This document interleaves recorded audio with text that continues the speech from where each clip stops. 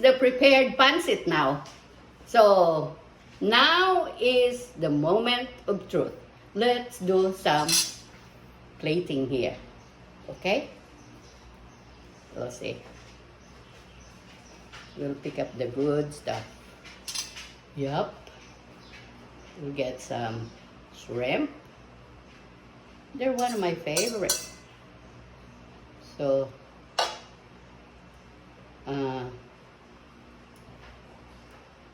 it's recognized internationally, especially like, I remember at work, like regardless of race, it looked like everybody knows pancit.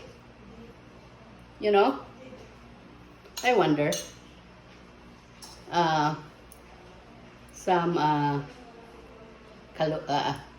biro only, pampahaba ng buhay. So, there's no birthday that there's no pancit. You have to have pancit. Regardless, like we ourselves, we practice that. Whoever has birthday in the States, I see to it that I cook pancit for them. You know?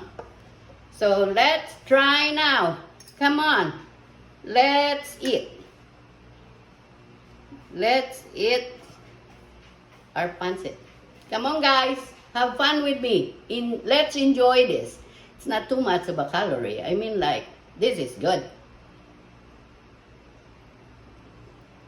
Mmm. Yummy. I want you all to join me because you know what?